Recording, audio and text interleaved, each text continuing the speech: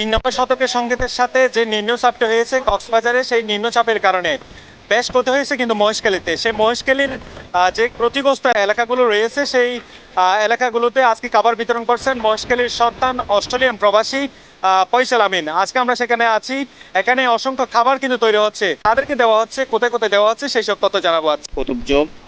কুতুবজম union, Matarbari union, দলগটা union এবং পৌরসভার আশেপাশে কিছু এলাকা।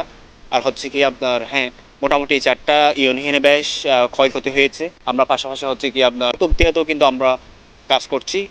আমরা এখন আমাদের ফয়সাল আমিন ভাইয়ের পক্ষ থেকে যে সমস্ত মহেশখালীতে এলাকাগুলোতে ক্ষয়ক্ষতি হয়েছে এবং যারা ঘরবাড়ি হারিয়েছেন, আমরা তাদের জন্য আজকে দুপুরে একবেলা খাবারের আয়োজন করেছি। জোয়ারের যে তীব্রতা ছিল, সেই তীব্রতায় মহেশখালীর উপকূলীয় অঞ্চলের অনেক এলাকা তলিয়ে গেছে এবং অনেক পরিবার পানিবন্দী হয়েছে। সেটা আমরা পর্যবেক্ষণ করেছি এবং ওখানে আমরা গিয়ে দেখেছি এবং আমরা ফয়সাল ভাইকে আমরা বলেছি, সেই সুবাদে ফয়সাল ভাই পানিবন্দী মানুষের জন্য দুপুরের জন্য একবেলা খাবারের আয়োজন করেছে। আমাদের এখানে প্রায় 1500 প্যাকেট পর্যন্ত চলমান কাজ করতেছে। যদিও বা তার মধ্যে কোনো কমতি থাকে, তা আমরা পরবর্তী সেখানেও আবার পাওয়ার দেওয়ার চেষ্টা থাকি। আজকে যে খাবারগুলো পৌঁছে দিচ্ছেন, সেই খাবারগুলি তারা প্রথম ফয়সাল আমিনের সেই উপহারগুলি তারা পাবে। কোনো রাজনৈতিক নেতৃবৃন্দ এখন তাদেরকে কিছু দেবে না। মহেশখালীর একমাত্র ফয়সাল আমিন, যিনি মানবতার ফেরিওয়ালা নামে পরিচিত, তাকে আমরা দেখছি যে এই মুহূর্তে তিনি মহেশখালীর মানুষের পাশে দাঁড়িয়েছেন। আমি এই মুহূর্তে যে জায়গাটিতে আছি, এই জায়গাটিতেও এখনো পর্যন্ত আমার হাঁটু পরিমাণে পানি আছে, তাদের পাশেও ফয়সাল আমিন রয়েছে। আমরা দেখছি গত 3 দিন ধরে কিন্তু কক্সবাজারে যে নিম্নচাপটা হয়েছে, সেই নিম্নচাপের ফলে মহেশখালীতে বেশ ক্ষতি হয়েছে। যেমন আমরা দেখতে পেয়েছি যে পানিবন্দী মানুষ আছে, জলবদ্ধতা সৃষ্টি হয়েছে। সেই জলবদ্ধতা জনিত কারণে যে পরিবারগুলো পানিবন্দী হয়েছিল, সেই পরিবারগুলোকে আজকে যে খাদ্য সামগ্রী পাঠিয়েছেন এখানে মানবিক ফয়সাল আমিন নামে পরিচিত তিনি।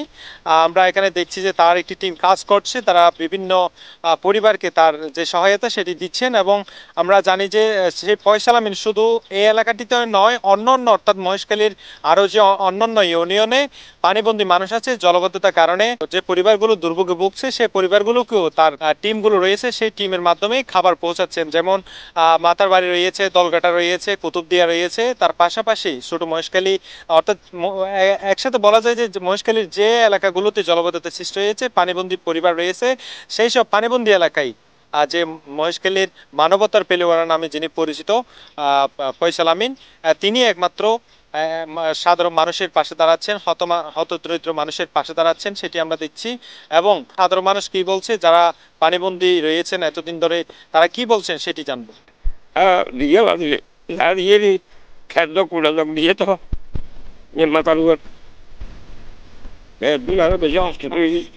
আর রান্ধি বাড়ি ঘর বাড়ি কি রকম ইয়ে ভানি উড়ি রান্না বাড়া করে হান্য ভারি হাবার দিয়ে দিতে আনা তো ভালো লাগে। আর পাশে ফাইসালাম থাকে বা আর নাতি কেউ একটা সমস্যা লাগে যদি আইজ হয় মানুষ এই সমস্যা এই সমাধান করে।